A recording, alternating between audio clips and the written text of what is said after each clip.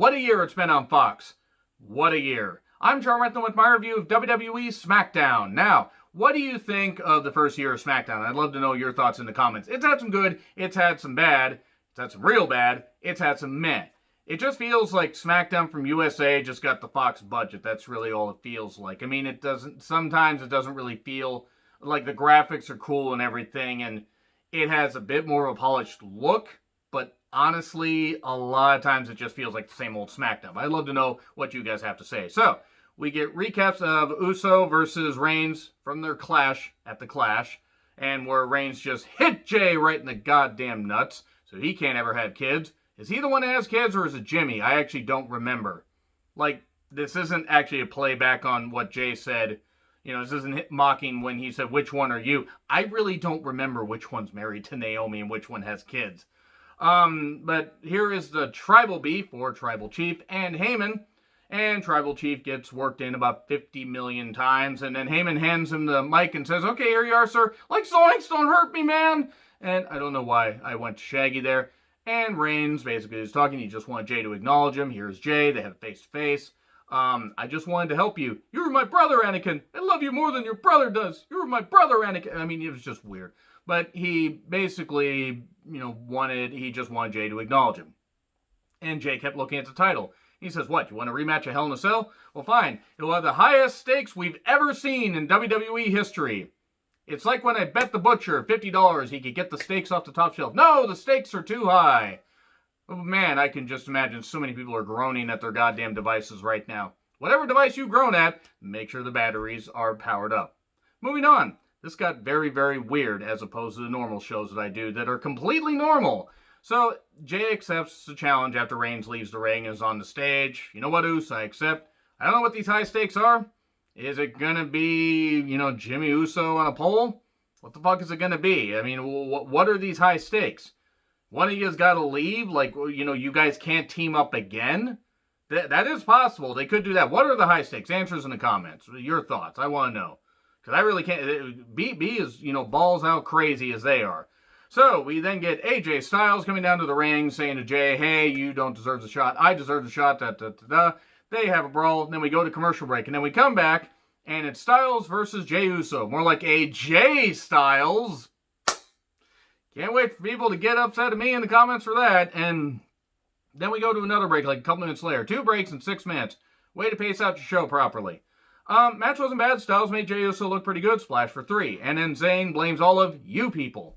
He basically said that. Each and every one of you, but he's blaming you people. And I'm going to work that in here because he's not the only person that said that. And then he tosses Jeff Hardy's title in the trash because he has an Intercontinental Championship defense against Jeff Hardy tonight. And then we get Otis with a pre-tape promo, not understand how lawsuits work, and that he's going to represent himself in court next week. I don't know when the last time we had a court thing was, besides Little People Court. I would love to know. I also would love it if Otis was never made Money in the Bank and, featured in a prominent position again. I'm sorry. It's not that he is a bad athlete. This is fucking stupid. It's really fucking stupid. And this feud with Miz and Morrison will not end. Speaking of which, he beat Morrison in about 2 minutes. I hope that money that they're paying Morrison is worth it. Because fucking hell. And nothing even against Otis. It's just, why? Why are you doing this to Morrison? Like, I know that he's 40, 41. Maybe you don't want to invest, 5 years worth of build into him.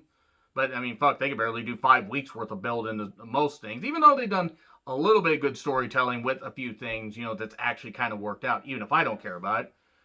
Yeah, Otis winning in 2 minutes. It was fucking bad. And then Big E challenges Sheamus to a Falls Count Anywhere match next week. Okay. We think of Sheamus beating Gable within a minute. It might have even been 30 seconds. I mean, I have no fucking idea. Chad Gable should not renew his deal and should go somewhere else. New Japan, and maybe do something with Impact, AEW, do something. I know that there are plenty of promotions that are kind of running few shows and the money's kind of tight. He can go somewhere else and be featured better. Like, at this point, there's no repairing his image. No fucking repairing his image at all. I just don't fucking get why they don't see potential in him. I'm not saying he can be a WWE champion. But ability alone, the guy can be at least an Intercontinental Championship contender. Or put him on Raw and have him feud for the U.S. title. Something. Fuck. And get rid of the goddamn name and name him Chad Gable, because that's a name we can take seriously. So, we get the KO show with Alexa. By the way, KO was preparing his cards and all the spoopy, fiendish stuff happened on TV and he didn't notice it. And it's supposed to be scary. This is where I'm going to probably get a lot of hate for. So, Alexa is talking because, she's his guest. Don't you want to change? Be better? Alexa, when he touches you, you feel your whole body go numb. That's a bit weird, Alexa. Owen says, your brain has been washed. Yes, my brain has been washed. And, I've been cleansed. That's what she said. And hopefully we're getting to the final phase of this goddamn thing right here because this feud does not interest me. I do not care. I do not care one goddamn bit about this whole thing with Alexa and Bray. They're both horror movie fans. They seem to be having fun. I can't fault them for that. If they are enjoying it, and they're enjoying tweaking their characters, great. They have about the same amount of wrestling ability, i.e. not much. And let's be honest, while I love Bray and I love the fact that he's doing this Fiend character, he's still Bray Wyatt underneath the mask. He's barely Kendall Windham in the ring unless he's with the right opponent. All due respect to Kendall Windham, I don't know what the fuck he did to deserve that mention, but yeah, Alexa and Bray, the Fiend, whatever, cool. They can go up and be spoopy with each other and everything. And then the Fiend attacks Owens. Oh no, the lights. Owens like, he's here, isn't he? So Owens doing the one smart thing where he's like, hey, he's here, now prepare. And then all of a sudden, man, Fiend is just fingering Owens while Alexa watches. Moving on. Very violent fingering. The second most violent fingering I've seen on Fox TV. Don't ask about the first. So, Kayla is in a tracksuit or whatever. I mean, I don't care. She's a good-looking woman and talented as an interviewer, has a pep in her step, and has some energy. I don't understand why she wasn't a little more dressed up. But hey, she's comfortable. What the fuck? Might as well be. I mean, with everything that's going on, at least she's healthy. Healthy now because apparently she had a run-in with the virus, and I feel really bad for her. And she's interviewing Lucha House Party.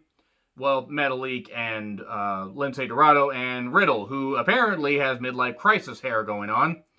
And one of them says, good Lucha things are about to happen. I like that. We then get Corbin, Cesaro, Nakamura, Riddle, Metalik, and Dorado in a six-man tag. Kalisto shows up. Did we need to see an instant replay of Riddle doing his flip-flop thing? No. And by the way, Bro Derek pinned Cesaro.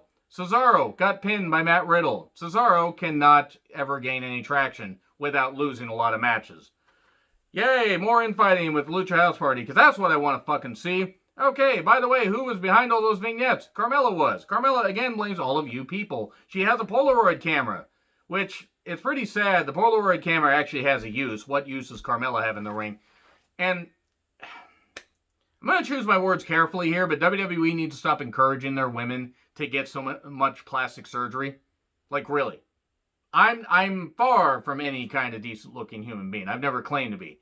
I just don't think it sends a good message to women. Like, you can look like your favorite women if you have untold, thousands of dollars put into your face or into your body and everything. If they want to do it, they can fucking do it. I don't think it's a good idea because I think it's dangerous.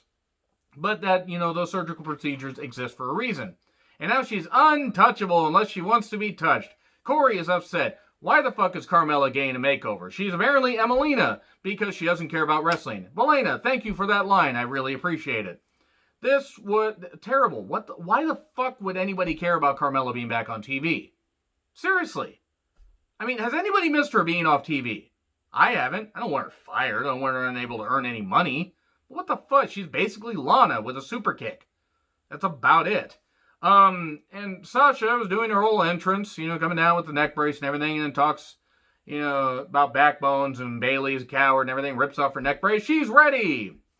We're getting a DQ finish in that title match they're having next week. And then we're getting Owens versus The Fiend also. And Big E versus Sheamus. Decent enough promo by Sasha. She throws out the bitch line because of course she does. Zayn versus Jeff Hardy. I'm going to make it quick here. He removes the turnbuckle pad. They have a match. They sell their ribs. Turnbuckle, Jeff taking it face first. Goes down instantly. 1, 2, 3. There you go. That's about it right there. The only reason I'm throwing away those notes is because they had some bullshit on there. Let me know what you guys thought of SmackDown in the comments. It was a decent show overall, but it had some issues like not using Gable properly. It's like, what the fuck?